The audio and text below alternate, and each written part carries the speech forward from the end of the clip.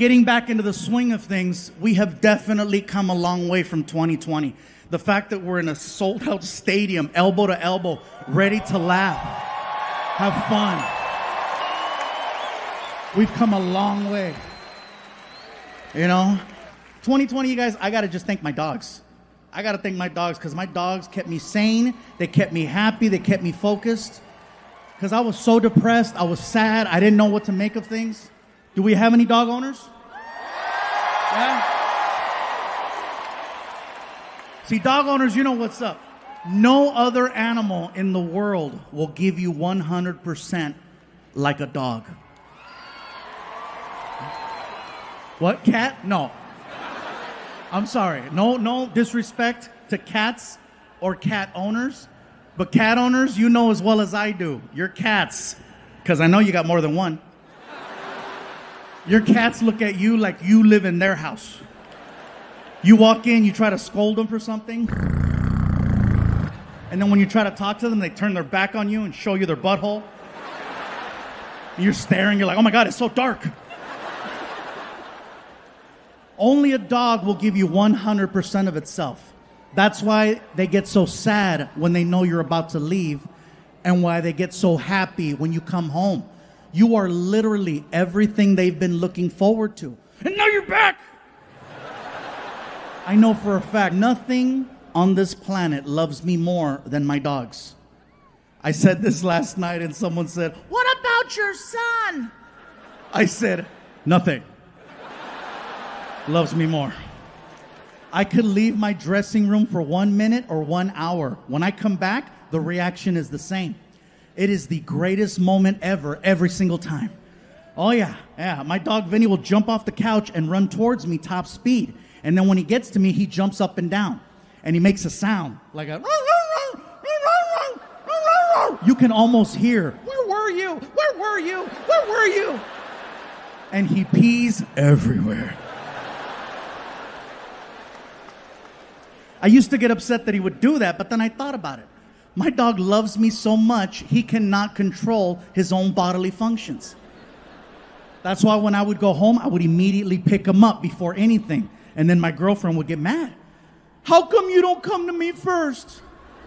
I said, because the dog loves me more. How do you know I don't love you more? I said, I don't see a puddle. Mira, dry. Yeah, she didn't like that. Sorry. But yeah, these dogs, man, let me tell you. And I apologize if I'm kind of stuttering or I'm not as focused right now. I have never been distracted by a blimp with my face on it.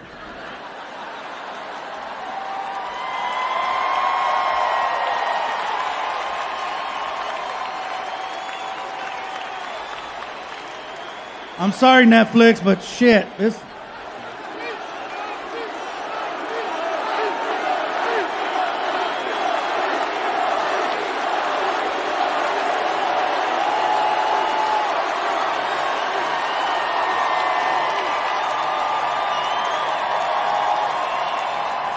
This is like a birthday and Christmas and the Super Bowl and the World Series and losing my virginity all at the same time.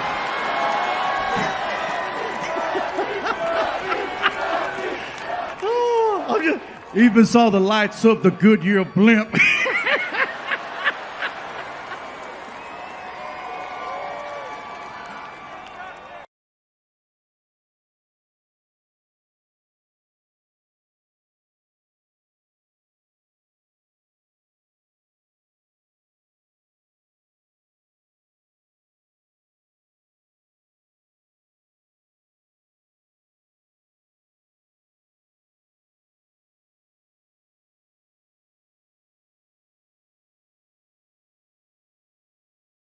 I know some of you just found out Martin is real because you finally get to see him, right? And if you're Mexican, yes, he looks like Machete or Marco Antonio Solis. If you're white, he looks like the Big Lebowski. Wow. This is awesome. And Martin wasn't lying, you guys. We started off in freaking garages and backyard barbecues and quinceañeras and weddings. And now it's like, you know, this is This is home for us. The biggest thing I've ever done will be tonight, without a shadow of a doubt. And I'm glad that you can all be here for this. This is, because after COVID, I wasn't sure what was going to happen. You know what I'm saying? Like, the only good thing I can say about 2020 for me was the fact that for some reason I managed to lose 70 pounds. Thank you. Yeah, I lost 70 pounds. People ask me, what's your secret? I said, it's no secret. They closed all the goddamn restaurants. That's a secret. I didn't know how to cook. That was the secret.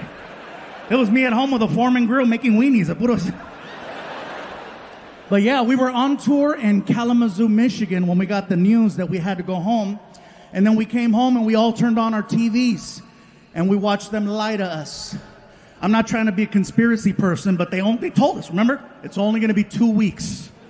That's it. They told us 2 weeks. All right? Ladies and gentlemen, we'd just like to ask that you go home for 2 weeks. Be with your loved ones. Be with your family. Just 2 weeks while we figure things out. Dr. Anthony Fauci has given us some new information to go by. Just 2 weeks. That's all we need. Just 2 weeks. And I apologize for using the same stereotypical old white voice. But that's the one that they used. Because that's the one we listen to in a time of crisis. It couldn't be any other voice. It couldn't be, no hombre, cállate, shut up, mira. No más 2 weeks, okay? No más tú. You're gonna go home con tu mamá y tu papá. And if COVID come to the house, you tell COVID, hey, no está aquí, güey. Come back another time, it's okay. Just 2 weeks. It couldn't be any other voice. It couldn't be, I tell you what, this is what you're going to do, goddammit. You're going to take your ass home. You're going to hunker down. You're going to hunker down. And if COVID shows up at your front door, get her done right there to the face. Okay, that's what you're going to do. Just 2 weeks. It couldn't be any other voice. It couldn't be, all right, listen up. Okay, this is what's going to happen. You're going to go home. You're going to be with your family and them, right? And if, oh, you don't want to laugh at the black voice, huh? Whatever, that's your guilt, not my guilt. I'm fine. But yeah, just 2 weeks. That's what they told us. 2 weeks. And 2 weeks turned into 2 months, turned into half a year, turned into a year plus. And little by little, they told us who was most at risk for COVID-19. Come to find out, it's people over 45. Okay? People who are overweight. Here we go. Diabetics, no chingas, really? Most at risk, Latinos and African Americans. Bye, Felicia. I come to find out I was 85% of the underlying conditions. Over 45, overweight, diabetic, high cholesterol, high blood pressure. Apparently, COVID is my Tinder match. Someone finally wants to swipe right, and her name is Corona. Yeah. The mask thing is still a thing. Some are for it, some are not. Some places it's required, some places it's optional. Biggest complaint I have heard about the mask is that the mask smells funny. And I'm here to tell you, no, it doesn't. You do. You are smelling what everyone has been telling you all these years. And finally, you're smoking what we've been smoking. Oh, yeah. I'll be honest with you. My mask smells delicious. My mask smells like Oreos and Tres Leches cake, okay?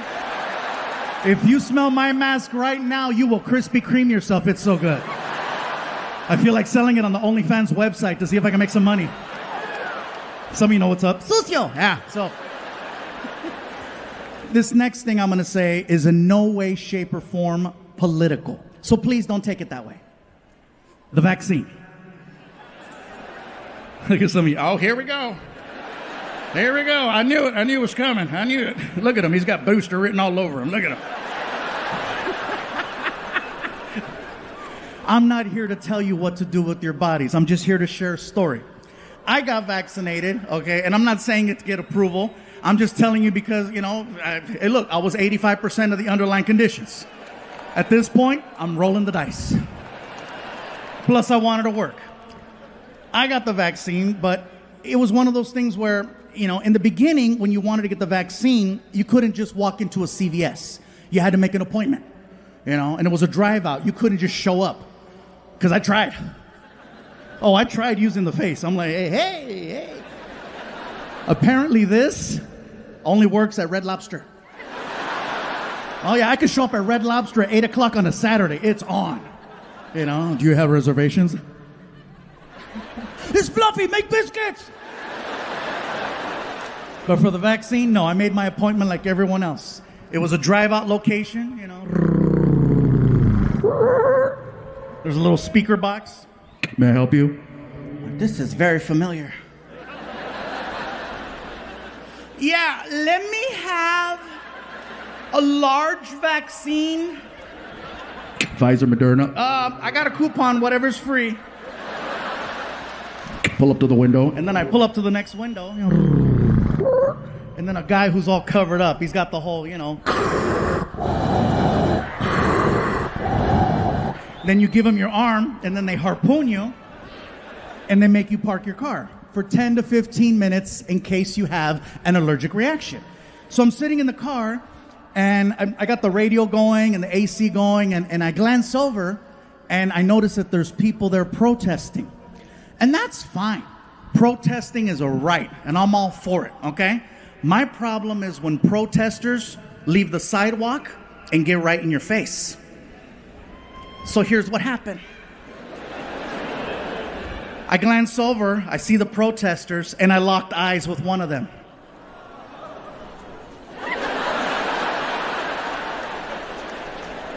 And I could do this all day. I'm in the car, right? Like, what?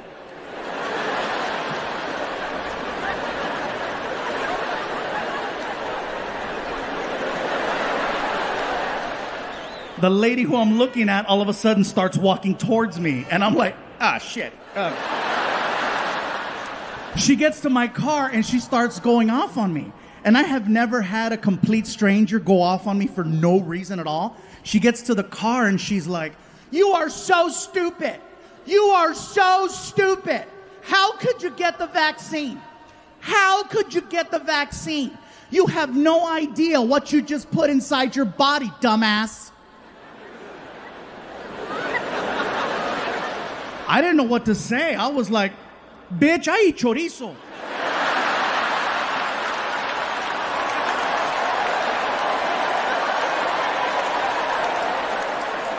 You have no idea what that vaccine has to work through in order to have any type of effect whatsoever.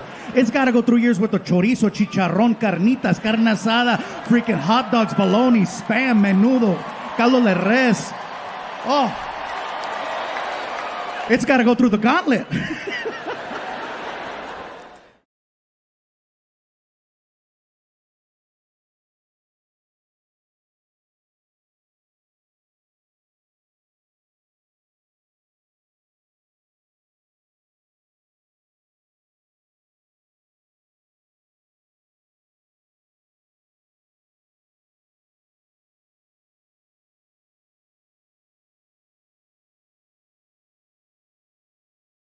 I have a bus driver named Dave who has never received any credit, and he's been working for me for almost 10 years now. This man has successfully gotten me to every single comedy show on time without fail.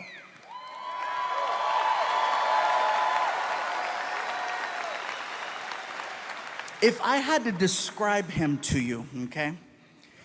Dave looks like the word America. Not America, America. He's about 6 feet tall, he's white, he has a gray beard, and he wears a trucker hat. And he's gotta be one of the most hardworking people I have ever met. Now, when I say hardworking, hey, I'm on the road 46 weeks out of the year, so I know. Difference is, I fly home every Monday, Tuesday, Wednesday. Dave stays on that bus and he gets it to the next city where we meet him. He works anniversaries, holidays, special moments. Christmas time, I was with my family. Dave was driving that bus on the East Coast. New Year's, I was with my family. Dave was on the East Coast driving that bus. One of the hardest working people I've ever met. I just want to give him a shout out.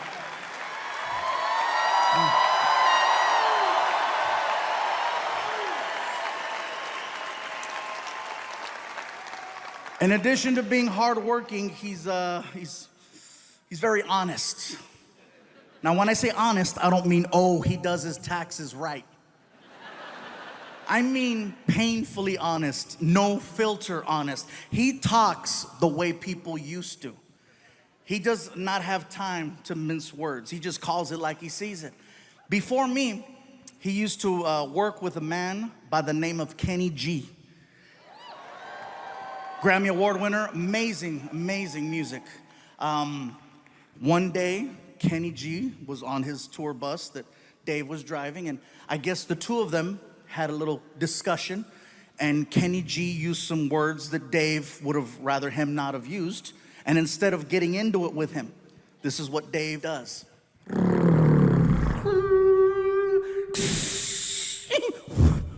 Kicked Kenny G off of his own bus. Because he would rather lose his job than lose his self-respect. And that's the man I work with. He's a bad dude. You guys are clapping, but you should have seen the interview. Oh man, it was a good one. He looks at me and he says, hey, let's get one thing straight. I don't give a who you are. You treat me right, I'll treat you right. You pay me on time, you'll live. Not to mention the fact that he keeps that tour bus squeaky clean. And he takes a lot of pride in that as well. One night, I was drinking on the bus, and I go to put my cup down, and I missed the table, and the cup hit the floor. I didn't get up right away to get the cup, because I figured I'm gonna get up in a couple minutes and make myself another drink. I'll pick up the cup then.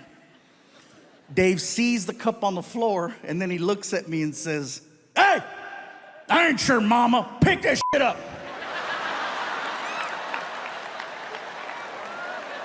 I get to the back of the bus and I'm like, wait a minute, I pay him. Hey, Dave, shut up. Yeah, I'll be in the back in my room. Thank you. Drive safe. And people tell me, you work with a man who talks that way to you? Why? Let me tell you why. Because he's honest. With Dave, you know exactly what you get. Nowadays, it is so hard for me to tell who's being genuine and who has an agenda. And with him, you know exactly where you stand. If he likes you, he loves you. And if not, you're on the curb with Kenny G. That being said, I have a story to share. About 1.5 years ago, maybe longer, we're on the bus and we're heading down the highway. Just so you have kind of an understanding of the bus layout, let's say this is the front.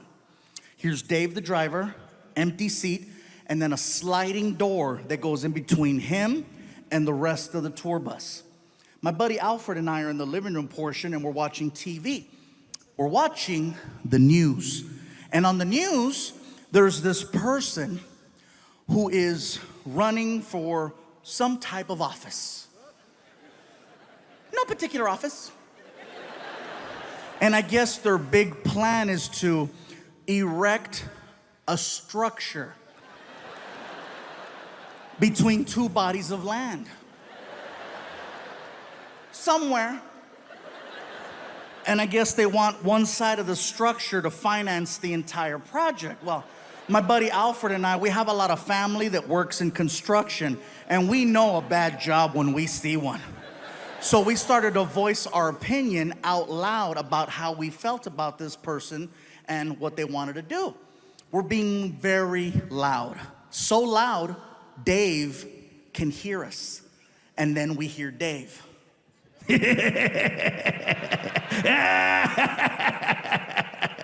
America.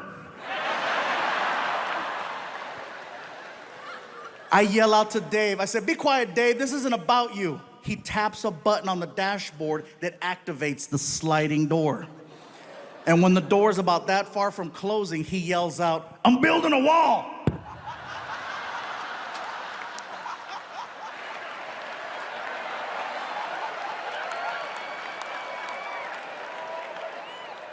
I couldn't even get upset because I was too much in shock over the fact that that came out of someone 4 feet away from me. My buddy Alfred and I, we look like chickens. We're like... My cell phone goes off.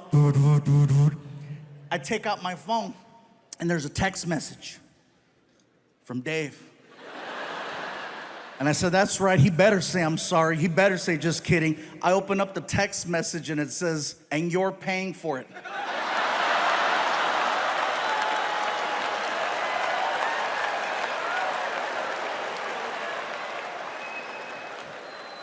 And people tell me, you still work with him after that? Yes, I do. I trust that man with my life every single night. I know where his heart's at. He can say whatever he wants. At the end of the day, he still has to drive around the king of the Mexicans.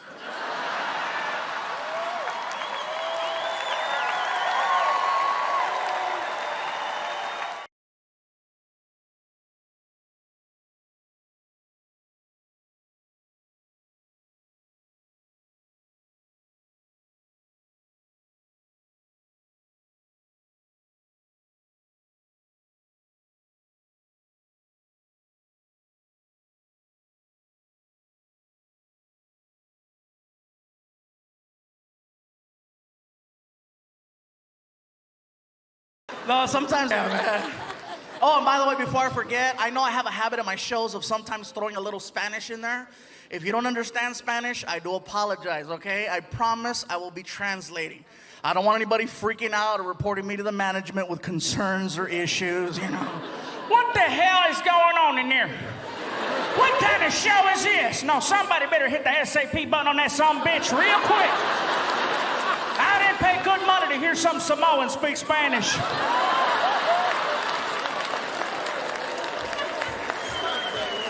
I'm not Samoan, I'm Fluffy. I didn't know why the guy thought I was Samoan, you know? And I've had this happen a couple times where people go, are you Hawaiian? I'm like, no. No, not just a shirt. I thought it was just a shirt, but no, how could it just be a shirt? Just because you wear a freaking sombrero, that doesn't make you Mexican. I see white people Cinco de Mayo wearing a sarape, walking a donkey with a sombrero. You don't look at him and go, hola, amigo. No, you're like, hey, Ted. Hi. You know, and he's walking around, hola, come on. Come on, stupid donkey. Donkey, come on. I don't get it, man. I'm just trying to do my thing. But it's funny, though. I didn't know why the guy thought I was Hawaiian until I actually went to Hawaii. I found out that Hawaiian people actually look like swollen Mexicans. They do. I got off the plane. I looked around. I was like, oh, my God, my family. Even they were like, aloha, brother, lo que le, malo, malo. Orale.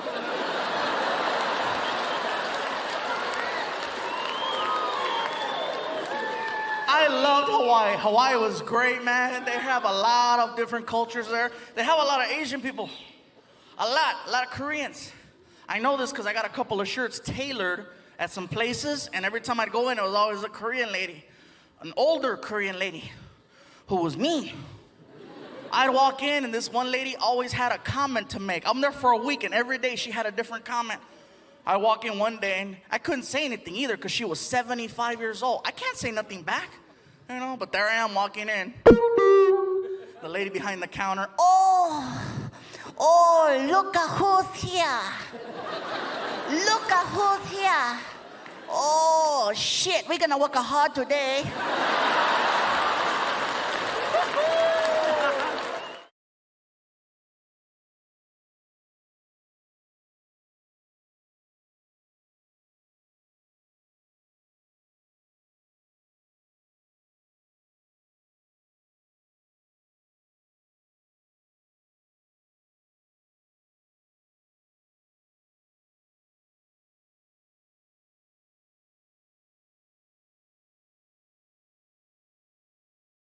We were in Mumbai, Bangalore, and Delhi, okay? These three places is where we went to perform.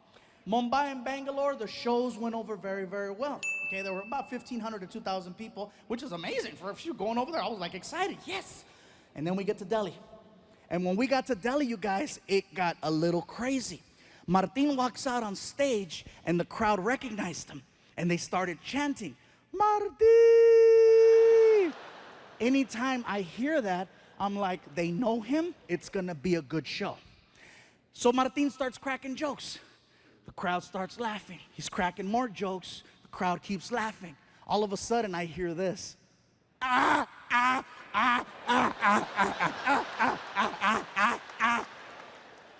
Martin doesn't say a word to them. He gets off stage, next comedian comes out, and then Martin comes over to me and he says, bro, I don't know what's going on, man. I don't know what's going on out there. There's these 3 guys in the front row. They're laughing like Klingons from Star Trek. I'm not going to address them. I'm going to save them for you. I was like, oh, thank you. So then Martin goes back out there on stage. And he introduces me. Ladies and gentlemen, Gabriel Iglesias. And then I run out on stage. And the crowd started chanting, Fluffy, Fluffy. And I was like, whoa, what's up, Delhi? And I start cracking jokes. Start getting laughs. Start cracking more jokes. Start getting more laughs. And then it happened.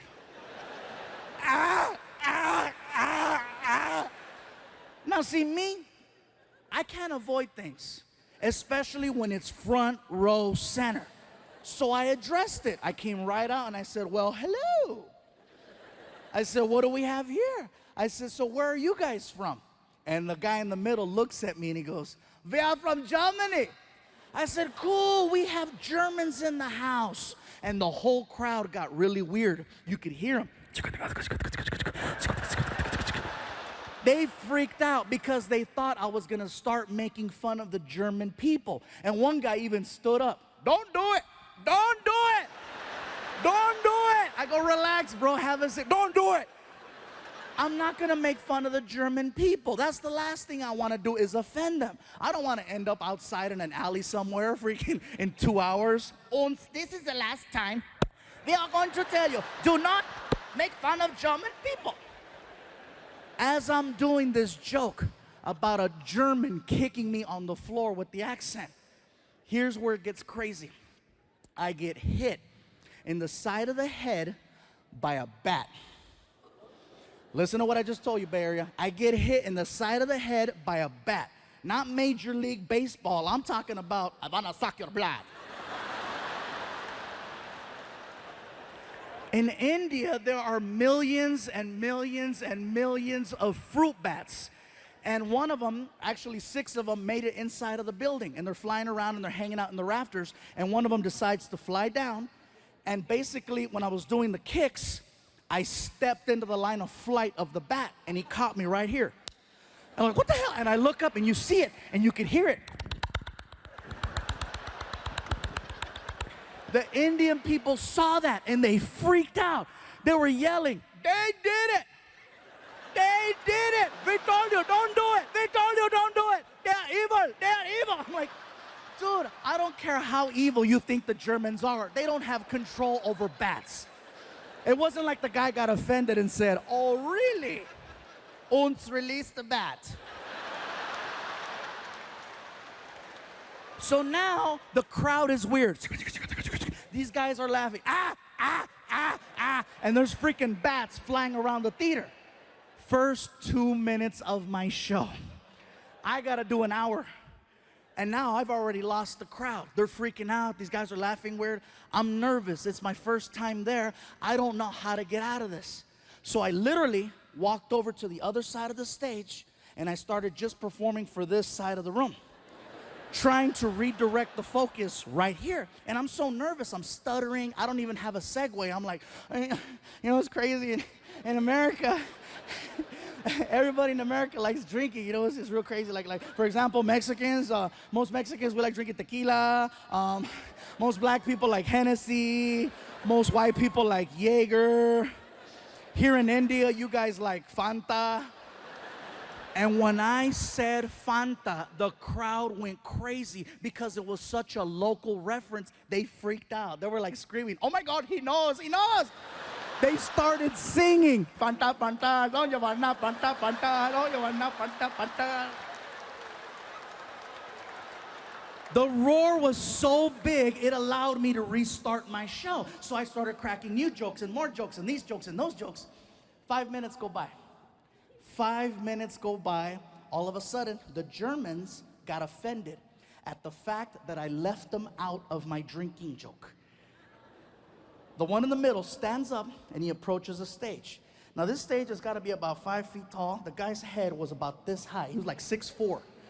He looks at me and he starts pointing and he's yelling, "Hey, fat man! Fat man! What about us, huh? What about the Germans? What do we drink?" I was like, "Dude, that was like 5 minutes ago. We were giving you a chance. What do we drink?" I'm like, "First of all, sir, I apologize. I'm really nervous right now. I had no idea there was gonna be Germans here tonight." Yeah, felt like Poland. I don't care if you laugh or not. That's a smart-ass joke. That's a smart-ass joke. It's not my fault some of you pendejos failed history. You better Google that and find out why it's so damn funny. So, all the older white people are, God damn it, yeah. So anyway, so I'm standing there and I go, "Listen, sir, you need to have a seat, okay? The people are getting nervous. You need to have a seat so I can finish the show." And the guy, he refuses. "I will not sit down, fat man, until you tell us what we drink." I go, "Listen, I don't know what you guys drink." And the Indians are being so cute. They're trying to help me. They're yelling, "Hey, they like Fanta too." And the guy was like, "We do not like Fanta." I'm like, "Dude." I go, "Sir, please have a seat." "I will not have a seat until you tell us what we drink. Tell us, fat man." I go, "Listen, sir, you need to sit down and you need to stop calling me fat man." Now it's starting to bother me. This is like the 6th time he does it. And I didn't just lose 100 pounds to now get called fat man. So I go, "Sir, if you don't have a seat, we're gonna have a problem, especially if you call me fat man again." And he freaking did it. "What are you gonna do, fat man? What do we drink?" Even Martin, who's behind the curtain, knew. He knows when I'm at that point where I've crossed over. I can hear him in the back. "Don't do it." Too late, Fluffy's pissed. So I said, "You wanna know what you drink? Tell me." Don't ask me where this came from. I got right in his face and I said, "Blood of Jews."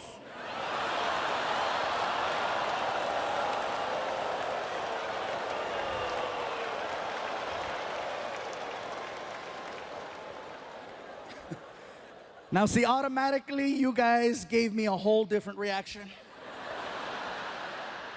In Delhi, that was probably the most shocking thing ever said on that stage. So shocking that 2,000 people at the exact same time got so quiet, you guys, so quiet. You could hear everyone's ass just...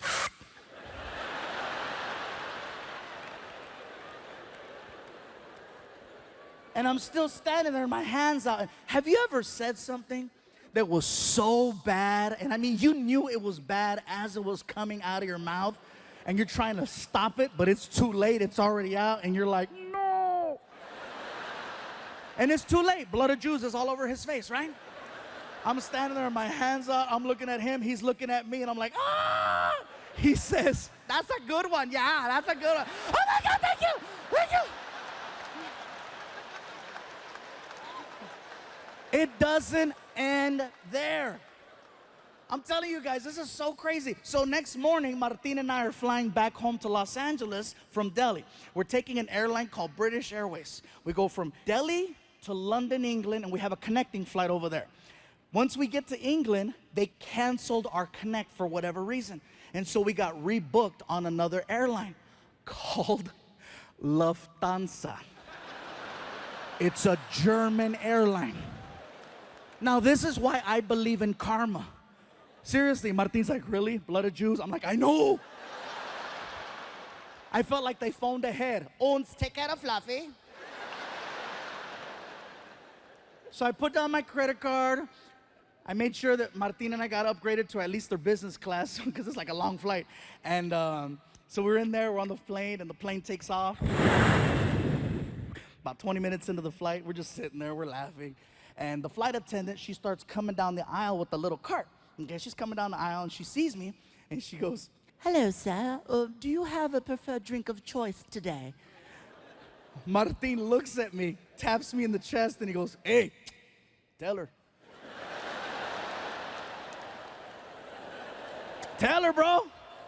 Come on, ask for it. If anybody has it. Dude, shut up. And then she looks at Martin. "Sir, do you have a preferred drink of choice?" And Martin's like, "Yeah, do you guys got blood of..." She's like, "Bloody Mary?" "Yes, yes, Bloody Mary. Freaking machete's gonna get me banned from flying. So we make it back home. I'm trying to tell the story to my girlfriend and my son. And my girl, she's barely laughing. She's like, like she's jaded. She doesn't laugh at my jokes anymore. My son Frankie, on the other hand, he is dying. Ah! And I'm like, really? He's 16 years old. I go, really, Frankie, you thought that was funny? He goes, yeah, it's funny. I go, what was so funny about my story? He goes, those people you're talking about. I go, who, the Indians? He goes, no, the other ones.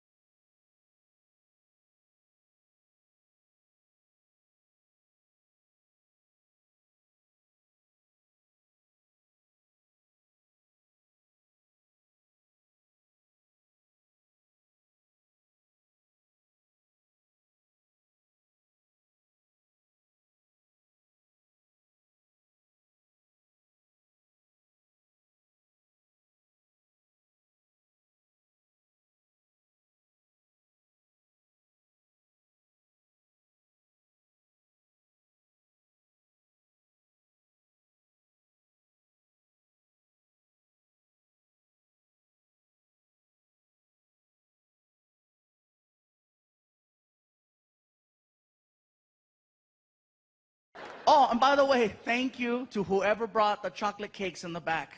I got them right before the show. Thank you very much. Very cool. Somebody brought Chico's tacos too. I thought that was great.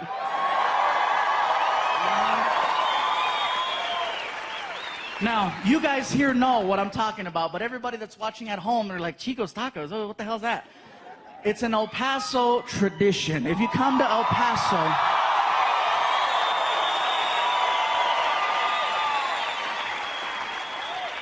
just know that that's right here. That's the tradition in El Paso. I ran into people in other places like Chicago and New York. I'm like, where are you from? El Paso. And I say, Chico's Tacos. And they're like, oh. Like, wow, yeah, that's hardcore. It is the craziest food I've ever tried, you guys. Craziest ever. Reason is, they give you these little taquitos and there's like a sauce and you pour it and like the taquitos float and then it absorbs. And I never thought I'd see the day where I could drink a taco. Yeah. And you gotta have that at the end of the night. Don't try to freaking plan out events after going, They'll say, oh, we're gonna eat at Chico's and then go to the movies. No, don't do that, don't do that. You'll be sitting there like, hey, this is a good movie, huh? This is the one where Nicolas Cage comes out and... Anyway, he plays the bad guy in this movie and it turns out really good. Then all of a sudden...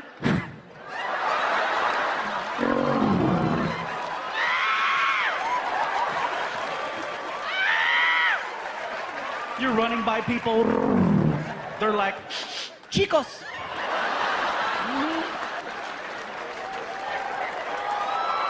An El Paso tradition.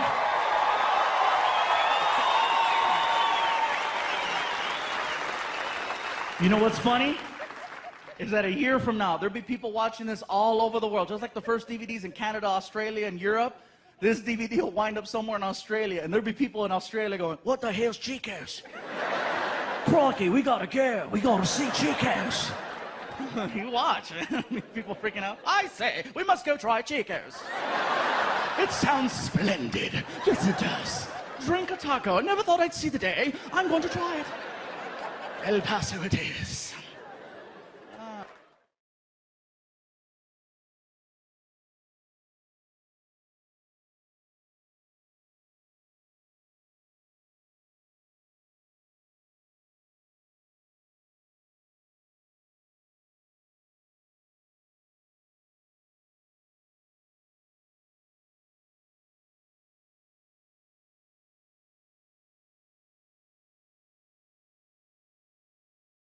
I'm in the middle of trying to deal with this whole situation with my son watching these videos and not going to work.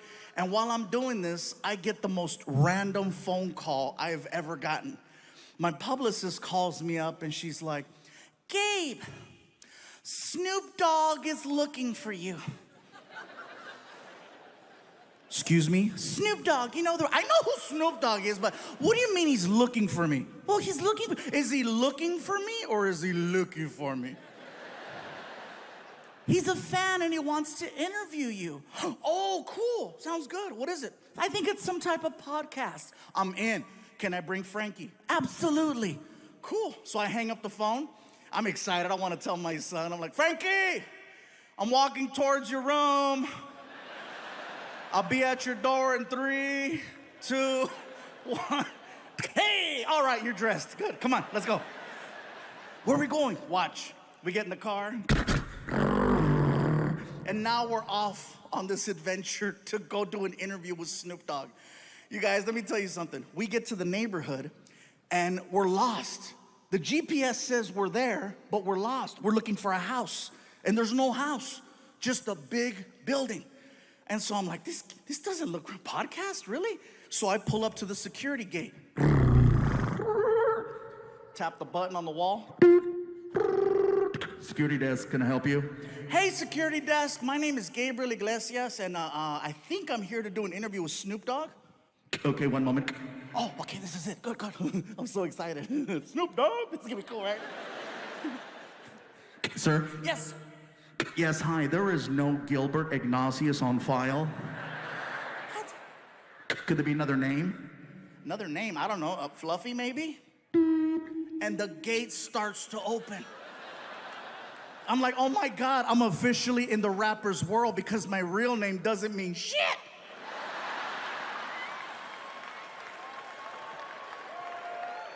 So we drive in. And we're passing all of these reserved parking spaces. Reserve, reserve, reserve, reserve. And we get to my space, which is basically an orange cone that has Fluffy handwritten on it. And a bunch of other names crossed off.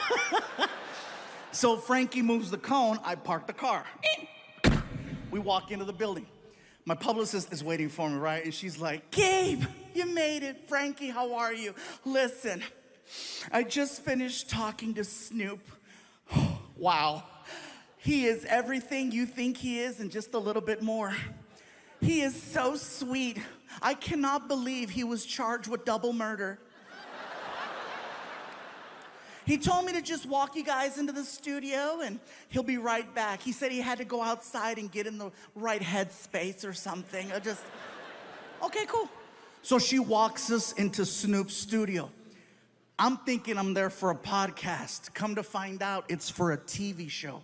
Snoop has a TV show where he interviews celebrities. Everyone in the room is waiting for Snoop to return. You can hear the small talk, you know.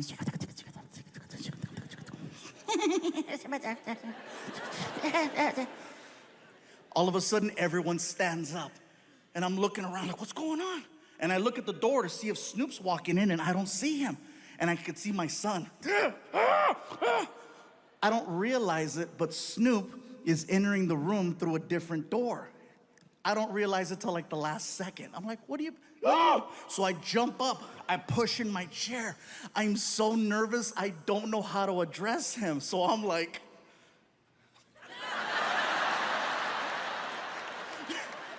I felt stupid.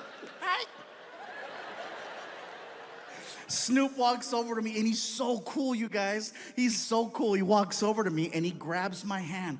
He's really strong. He pulls me in and he says, yo, what it do, baby boo? How you feel?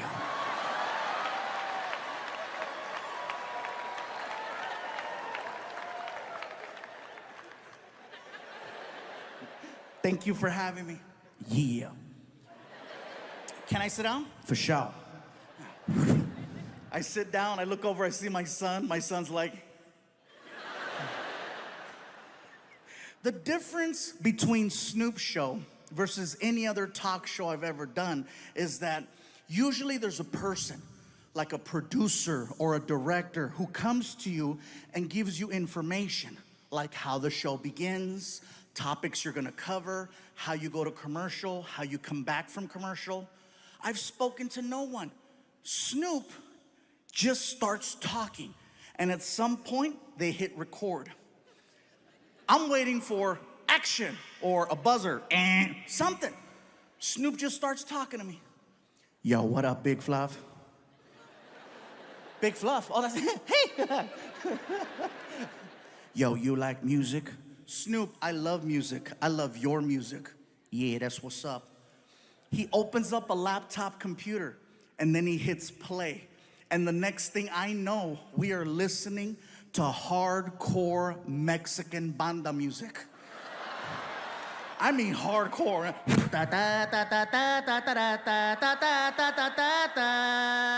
And you can hear gunshots in the song.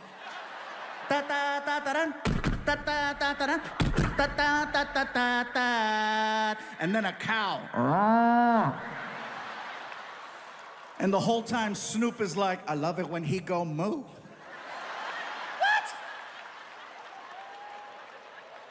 I feel like he's messing with me because I'm Mexican, right? So I called him out. I said, Snoop, do you understand what you're listening to? And he said this, and it scared me. He said, gangster recognize gangster. The reason why it scared me was because he was telling the truth. We were listening to actual Mexican cartel songs that don't play on the radio. And the fact that he knew that, the fact that his level of street knowledge in another language was that on point, I said, I gotta shut the hell up. Don't speak unless spoken to, that's the code. Next thing I know, Snoop reaches under the desk and he pulls out the biggest blunt I have ever seen. Oh, this sucker was huge. As soon as he pulled out that freaking blunt, I got excited because I wanted to grab my cell phone, okay? I wanted to grab my cell phone so that I could take a selfie of Snoop in the background being Snoop. So while I'm fumbling, trying to get my phone, Snoop starts talking to me again. Yo, Big Fluff. Yeah, what? Hit that while I hit this.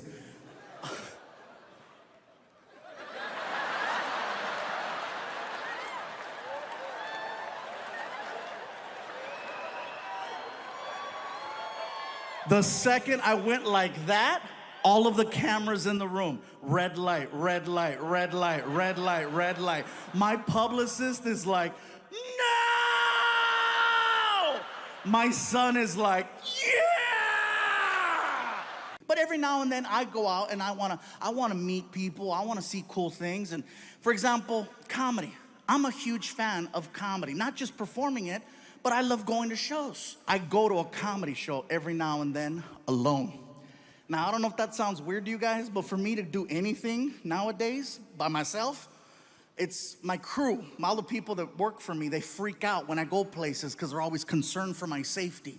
You know, what if someone tries to kidnap you? Well, they're gonna earn it. I got into a fight with some of my team members and I said, you know what, I'm going out. I bought myself a ticket and I went to go watch Chris Rock one night in concert. Now, I says, you know what? Maybe I can make my way backstage and I don't know, if I get lucky, maybe I'll say hi to him. I've always wanted to meet him. So I go to the side of the stage and I run into security and I said, hey. He looked at me and said, Fluffy! And when he did that, I said, hey, listen, I forgot my keys. I'll be right back. And the guy's like, yeah, keep going. Get your keys, get your keys, get your keys. I'm like, oh my God, that shit worked. Just like that, I snuck backstage at a Chris Rock concert. Once I was behind the curtain, I was in my element. I knew where everything was. I knew where the food was. I knew where the dressing rooms were, where the bathrooms were. I'm walking around with a soda. People are coming up to me. You know, we didn't know you were gonna be here. I got a call last minute. Looking for my keys. I says, you know what? I got this far. I'm gonna push it. I wanna meet him. I've always wanted to meet Chris Rock. It was not hard. Once I was back there, I just had to go to the dressing rooms. All I had to do was read the name on the door. I'm standing there in front of the door and I'm hyperventilating, just.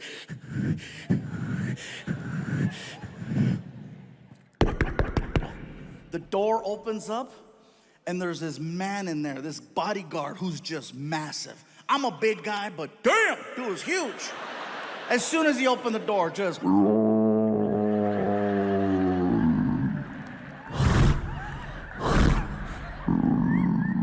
Welcome to Jurassic... Big! Grandote! And I'm standing there and I'm like, hi. And he's like, can I help you? Yes, my name is Gabriel. I'm a comedian, and I wanted to see if I could say hi to Chris Rock, if that's possible. You say you're a comedian? Yes. Well, then you understand Chris is going over his material right now. He really ain't trying to talk to nobody. So I'll tell you what, player, if you want to come by after the show, you're more than welcome to. But right now, it's not a good time. Chris Rock is a busy man.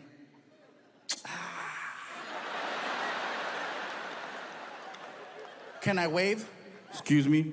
Can I wave? What you mean? Can I wave at Chris? I don't have to come in. Can I wave? Chris Rock is in the room. He can hear the stupid conversation that's taking place. I know this because I can hear Chris Rock in the background. What's going on? Who's at the door? Move out the way. Yo, Chris, I got this, man. I got this. Move! All right. And the guy stands to the side, and now I'm looking at Chris Rock, and he recognized me, and it freaked me out. Oh, yeah, it freaked me out. He's like, ah, shit! Look who it is. Look who it is. It's the king of the Mexicans.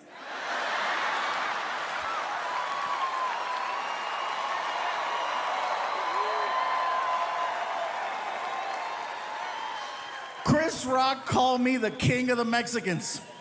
For the rest of the show, everyone referred to me as El Chapo. After I performed in the Middle East, I had one of the longest flights of my life coming home. It's probably about a 26-hour trip, okay? We left out of Kuwait, and we had about 4 stops. It was long. When I got home, I was so tired. I turned on my phone to check my messages, and I had a voicemail message from a guy by the name of Channing Tatum, okay? Now, for those of you not wooing, let me explain who that is. Channing Tatum is the new Hollywood hot guy. He's the guy that comes out on all these movies, really good looking, ripped. You know, he's making a lot of films. And there's a voicemail on there from him. Gabriel Iglesias, this is Channing Tatum. Please call me at your earliest convenience, blah, blah, blah, blah, blah, blah, you know. And I'm like, oh, okay. So I called him up. You know, hello. I go, hi, this is Gabriel Iglesias. I'm calling for Mr. Channing Tatum. He yells, Fluffy! Hello? Oh, dude, man, I'm a huge fan. Hey, listen, bro, really quick, I only have like a minute. Look, bro, I'm doing a new movie, and I want to see if you're interested in reading and auditioning for one of the parts. I go, sure, bro. I'd be happy to audition for your movie. What's it called? He goes, the movie's called Magic Mike.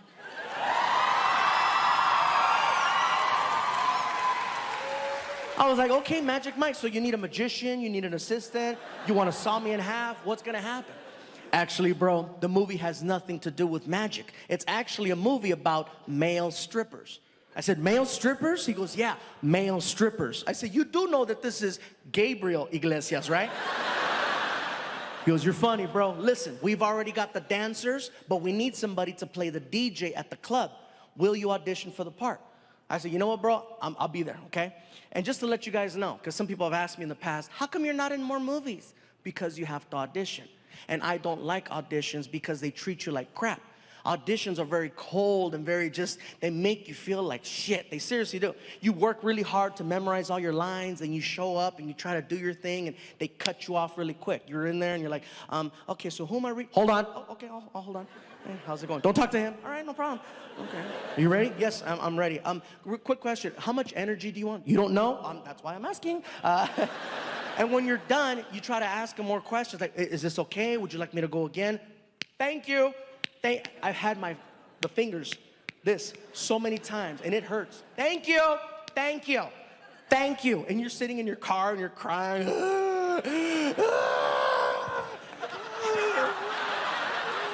They don't like me. It's a terrible feeling, so I don't like putting myself through that. But since I got a phone call from the guy, I'm like, all right, I hope it's a little bit different. So I show up to the audition, I'm sitting in the lobby, and it's funny because anytime there's an audition, everybody at the audition, usually they're looking for a specific type. And so everybody that's sitting there with me looks just like me. Everybody in there's big, everybody's sitting there, everybody's all happy and jolly and stuff, and we're all looking at each other trying to outdo each other. Like, no, I look more like me than you do. You don't look like me. No, this is what they want. No, this is what they want, you know.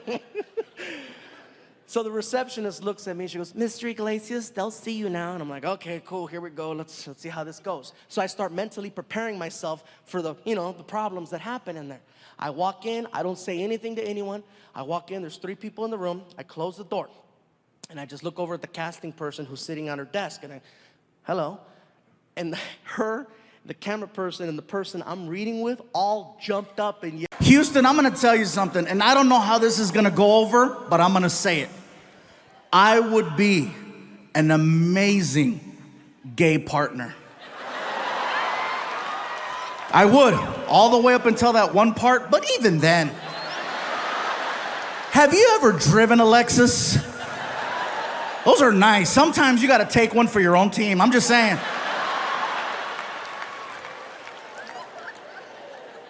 Now, in all seriousness, not to be funny, not to be disrespectful, let me tell you the reason why I would be an amazing gay partner. The level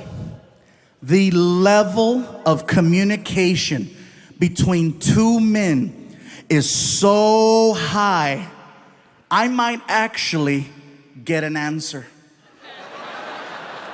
There might be clarity and understanding. I might hear a yes, I might hear a no.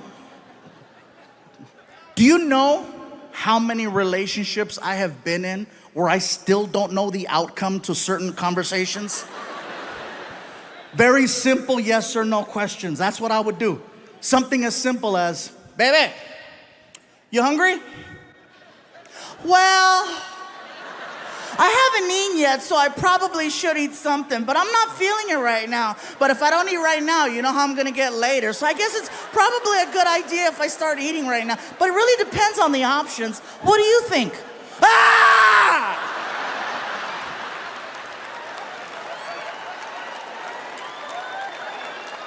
What about this one? Baby, where would you like to eat? You hear all the guys? Yeah. Finally! I'm not alone! Everybody's pointing at somebody right now. Guys, am I right? This has to be, you would think that this is the safest question in the world to ask, but it's not. Well, just pick something. You know me, I'm go with the flow. Whatever you decide is okay with me. You know me already, just pick something. All right, we're going to Burger King. I don't like Burger King. Why do we gotta go to Burger King? Burger King gives me chorro. Chorro is Mexican diarrhea. How about this one? How do you feel? Really? Really? You want to know how I feel? Well, you know, maybe if you'd pay attention from time to time, you might know how I feel. You might not need to have to ask me such a question because you would already know exactly how I feel. The amount of time and energy I've exhausted to let you know how I feel, and you have the nerve to ask me, how do you feel?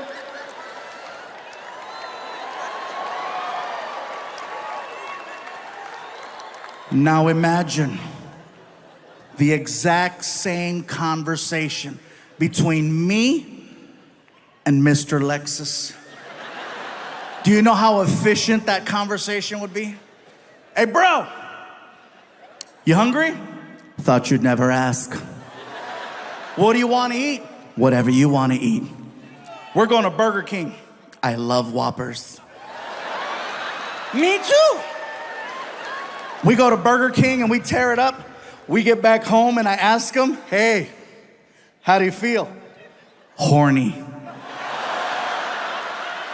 Me too. How do you want to do this? Heads or tails? would be efficient. So moving forward, it's been over a year now, and the same question has been asked over and over again. So what now? Are you gonna, start over? You're gonna get back up on that horse? You're gonna get a girlfriend? You're gonna get a wife, start a new family? What are you gonna do? And I'm like, I got dogs. I'm good right now. I know what it's like to be single for a long time, and I know what it's like to be in a relationship for a long time. And there's pros and cons to both. I can only speak for the guys on this one. Some guys. Guys, you ever been single so long you start to question whether or not it's by choice? And then you find yourself saying things like, guess I'll be single forever, just nobody wants me. Nobody wants me. Nobody wants me. Some of you are laughing because you have that friend. A lot of you are quiet because that's you right now. And then you notice how sometimes all it takes are just a couple of minor changes, a couple of minor adjustments to get back in the game. Like maybe you start cutting your hair different. Maybe you start dressing better. Maybe you start, showering and shit. Someone takes notice and decides to give you a chance, and now you're back in the game. And there's no greater feeling in the world than that of being in a brand new relationship, because you're just so happy. You're so happy. You're the most optimistic person in the world. Nothing can mess your day up when it's brand new. You could miss your bus on the way to work. There'll be another. You could get fired. Guess it wasn't meant to be. You are so freaking happy. And then you start to reflect on your life before the relationship. And you remember how you would look at your phone and it would never ring. You thought it was broken because it wouldn't ring. There's no text messages. You look at your DMs, nothing. But the minute you get into a brand new relationship, like magic, your phone, text message, ding, your social media, now you got numbers in there. People in the street are talking to you. And then you say this out loud. Where were all these people at when I was single? Answer, they were there the whole time. The difference is you were not this happy. I found out that happiness is one of the most attractive things in the world. Who doesn't want to be around someone who's positive? Well, unless you got COVID, never mind. Nice, pleasant, a joy to be around, good energy. You know who really notices just how happy you are, guys, when it's a brand new relationship? Other women. Not your woman, other women. They can't help but notice how happy you are. They stare at you and they point. Look at him. Look how happy he is. Oh, I bet I can change that. Guys, you are now blood in the water. And the sharks are out. And if you've never been hunted before, it is one of the scariest things in the world. Because usually you don't know you're being hunted until it's too late. You're over there minding your business, you're in your relationship, you're trying to make it work, and here they come.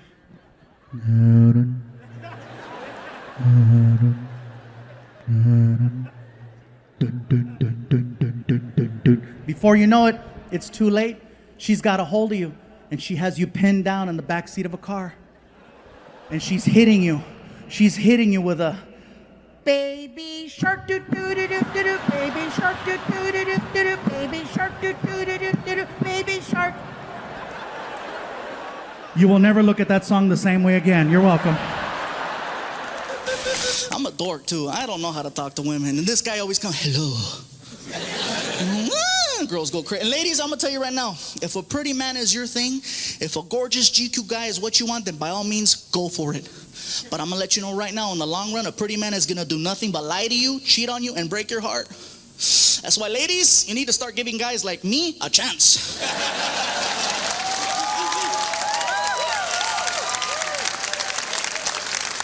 That's right, because I'm gonna tell you guys right now, the worst thing I'll ever do is have dinner without you.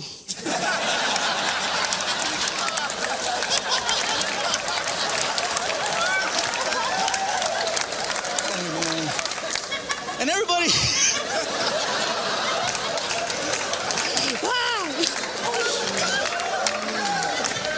look at some of the girls.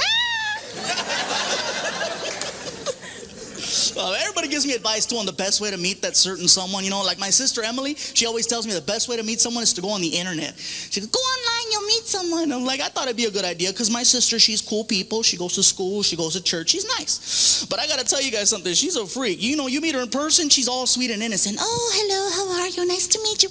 Bye. But you catch her online at 2, 3 o'clock in the morning, man, she's like, I'm licking and sucking your toes.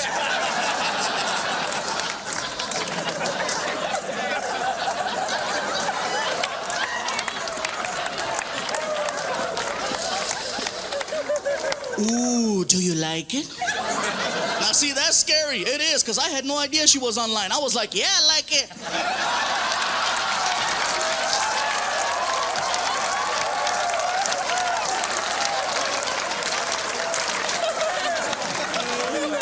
I was like, what's up? I see my sister the next day. She's like, I met someone. I said, me too. Check it out. I got some sandals. What's up? But you guys have to be careful. If you're going to meet people on the internet, be careful. Because you don't know what you're going to get. You don't. I went on a blind date with a girl who was half Sasquatch, half Chupacabra. Yes, some of the white people, Chupa what?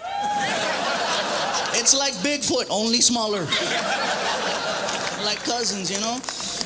You gotta be careful, because they'll throw these little mysterious words out there to kind of like, get you excited. Like this one girl, she described herself as bubbly, you know? And I hear bubbly, and I was thinking, oh my God, wow, really? Shut up, wow, really? Oh my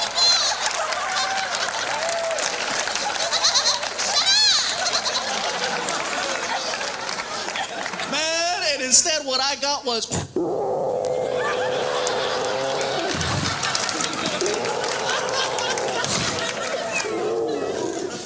standing there. You have to be careful. And I said, you know what? Okay, maybe it's my bad luck. Couldn't possibly happen to me 3 times, right? So I gave it another shot. I went on another blind date with a girl who said she was a sexy Latina. I was excited. What's up? I get to her house, you guys. She was not Latina. Oh, no. She was black. Now, I didn't have a problem with her being black, but she specifically wrote out, I'm Latina. So I called her on it, right? I said, hey, girl, before we go any further, didn't you say that you were Latina? You know what she told me? She got mad. She was like, fool, I am Latina. Shoot, that's my name.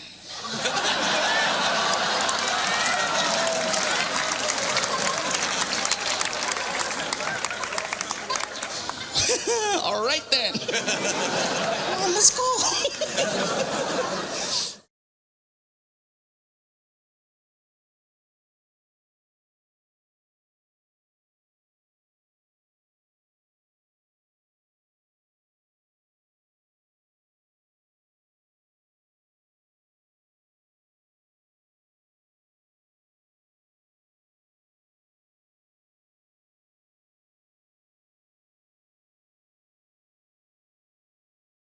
Do you think your mom would like to meet Vicente Fernandez right now?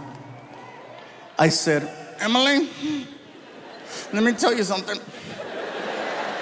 If she says no, I want to meet him. I'll be right back. Ama, dime, mijo. Emily wants to know if you would like to meet Vicente Fernandez right now. Mijo, that sounds nice. All right, Emily, she's in.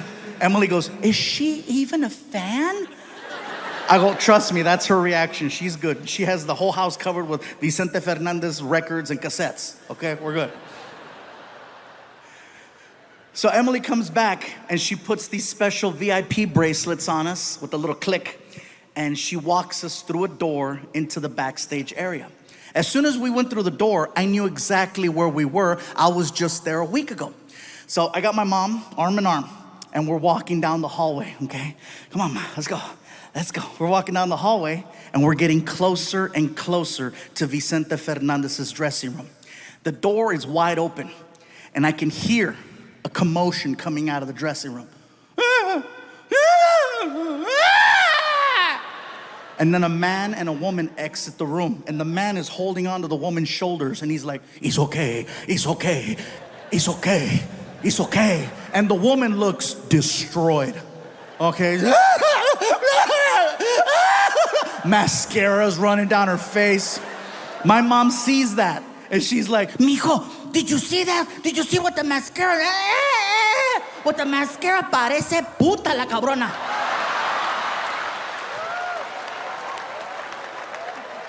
Sorry, puta means friendly.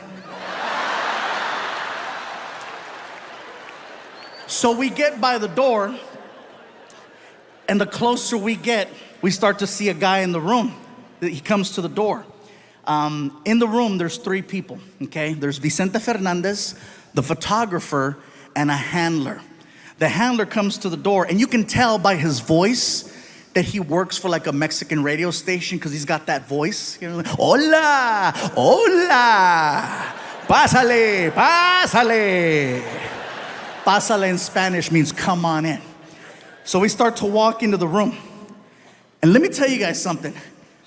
If you grew up listening to Vicente Fernandez from a young age and you get the opportunity to meet him, it is seriously a religious experience. My mom and I are entering the room. The only thing missing is the freaking Nomines Patres en el nombre de San. You don't look at him, you look at the floor. Out of respect, you just look at the floor. Come on, Ma. We get all the way up to him and I see boots. And when I see the boots, my mom and I both just... He knows what you're doing. He knows you're checking him out. So what he does is he poses, okay? Vicente stands there and he poses. He'll have the sombrero, the hat, to his side. And then he doesn't look at you. He looks away. And he sticks his chest out. And he stands there looking like a big-ass bottle of Tapatio at Costco.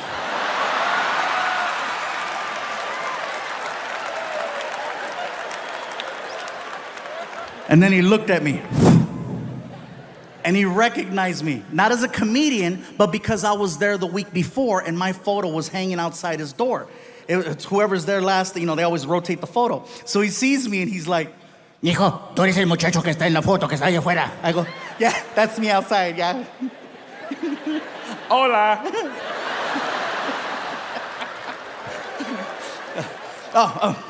Vicente, I'm sorry. Le presento mi mamá.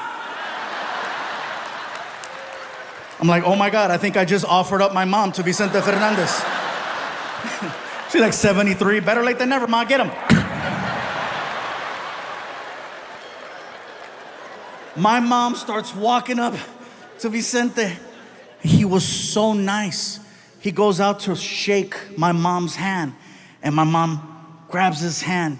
And I don't know where she got this strength and energy from, but she grabbed him and pulled him in. Hard, like the video game. Get over here. And then hooked him. She hooked him and she starts screaming into his chest, Mi chente, mi chente, mi chente. I'm like, oh my God, she's getting horny.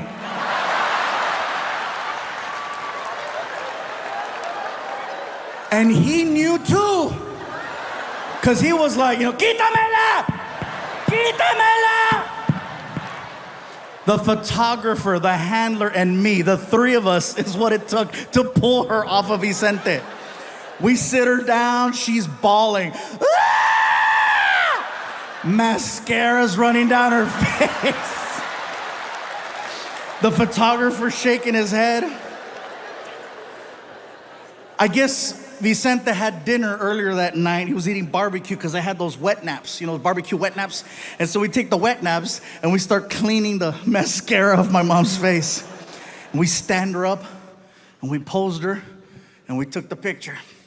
Emily comes over and she takes us and she escorts us to our seats in the front. And for 3 hours, my mom was on her feet listening to his. She refused to sit down. Mom, you should sit. No, como que es el chente. Holding a shot of tequila that she never drank. She was 3 hours on her feet, never once sat down. That's how powerful his music was. My mom felt no pain for that entire time. And the minute that freaking concert was over, you know, tan, tan, tan, tan. My feet! Oh my God, mijo, mis pies! Ay, pinche callo! Oh my God, my feet! Ay! And I'm like, oh great. So now I gotta drag this living novela to the parking lot. I helped her into the car. My feet! I told you to sit down. You don't sit for gente. Here comes Emily. Did you guys have a good time? I go, Emily, we had the greatest time. Thank you so much. I got something for you. I go, what's up? And she hands me an envelope, and I open it. And inside the envelope is the picture. She printed it out for me. And when I looked at it, I got so choked up because I have never seen my mom so happy in a picture. And it's not that she wouldn't smile. She would smile, but it was that, 1, 2, 3, cheese.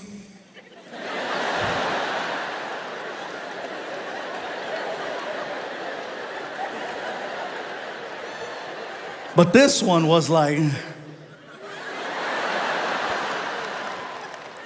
And what makes it extra special is that is the last photo I have of my mom, and she was the happiest. And I know that that moment wouldn't be possible if I did not do this for a living.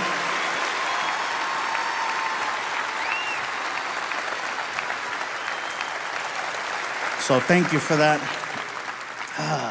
Sorry, I know a lot of people were like, We came to laugh. We're getting all pinche gordo. Me está chillando. Oh my God.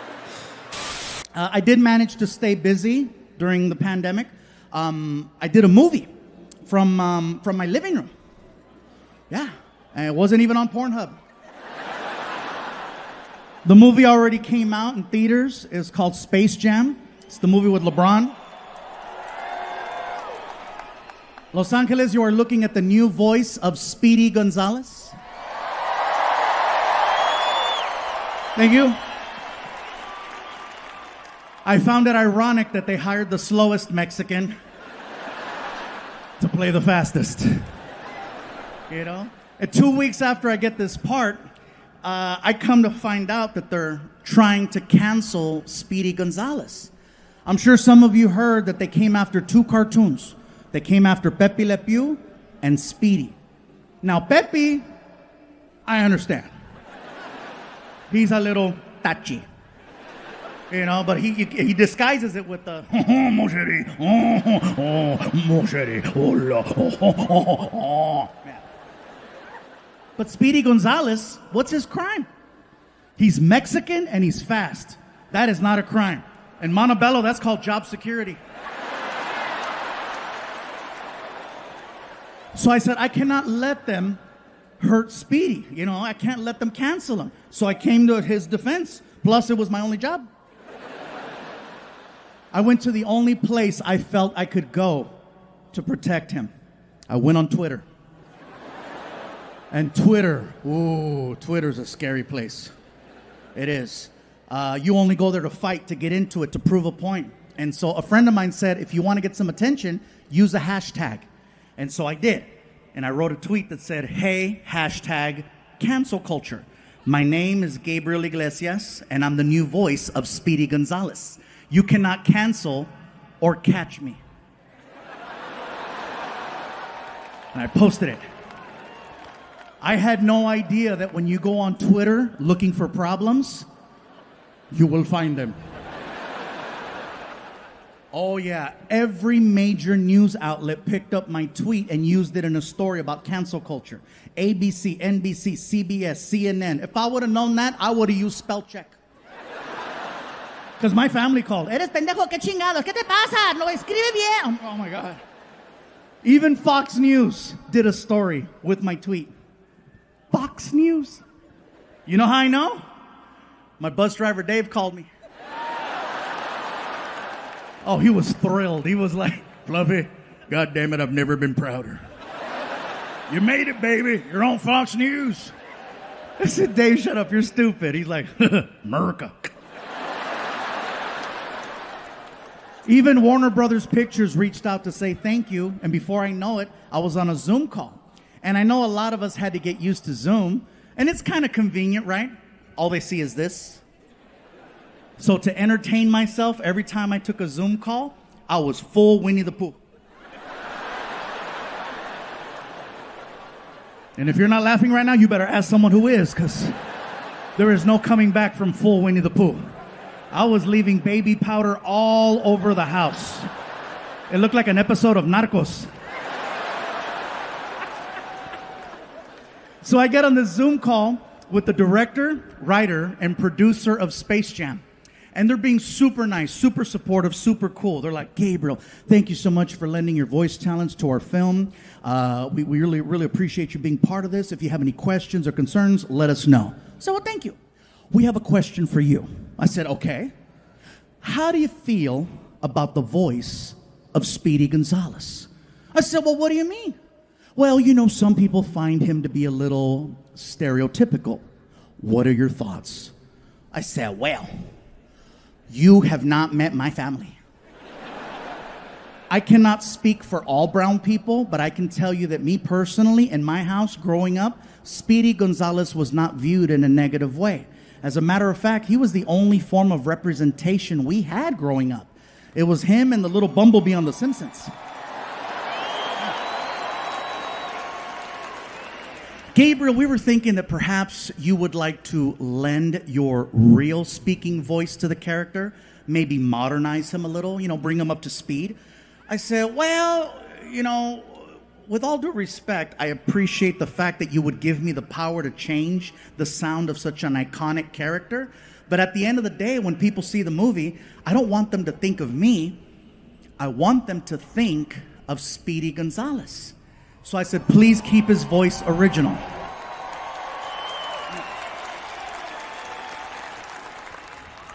And then he asked the question, well, do you think you can do the voice?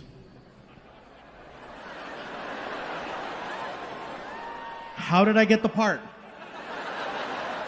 Now remember, I never auditioned for Speedy Gonzalez. They just called me, and I assumed that they knew that I did voices for a living and that I could pull this off. So I says, what made you choose me if you didn't know whether or not I could do the... Oh. You needed a big brown shield in case shit happened, huh? And then all three people on the phone call were like... I said, well, don't worry, because with me, you get a twofer. You get an actual Mexican, and you get someone that can nail the voice. So, oh yeah. That's right. So before I know it, this sound person, the guy who does recordings over at Warner Brothers, gets on the call. The only thing I know about this guy is that he's loud. Okay, he gets on the call, he's like, Gabriel Iglesias, how are you? Wow, wow. How's it going? My name is Steven. I'm the sound coordinator here at Warner Brothers Pictures. So listen, buddy, here's what's going to happen.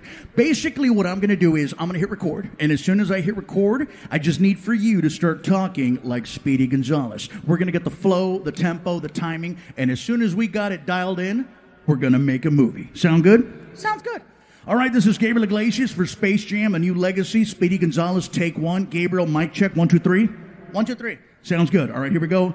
And go. All right, here we go. Hola amigos, I am Speedy González de Pases Mausenón, México. ¡Arriba! ¡Epa, pándale!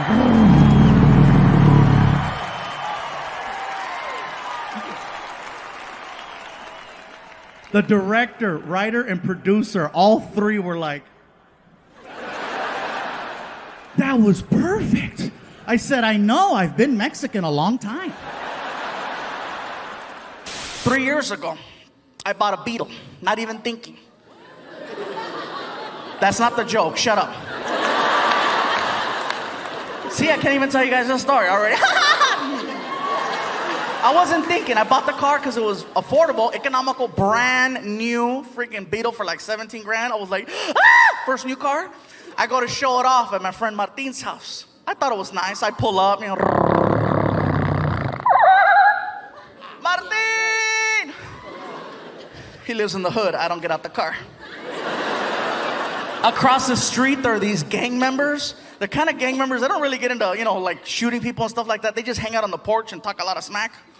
And so I'm there in a Beetle, and across the street I hear this, right? I'm like, Martin! And over here I hear, Órale!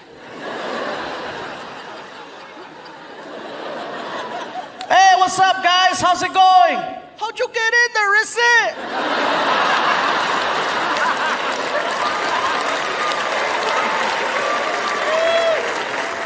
Hurry up, Martin! 2 months later, I go back to pick him up. Now I've had some time to work on the car, right? I put some rims on it, some stickers. I put a chip in the motor so it goes faster. I thought it was bad, right? I pull up. Martin! Órale! I'm not turning around. Hey! Hey! I don't see you. Yoo-hoo! Hey! Oh! What? Check it out, hey! It's the Fat and the Furious!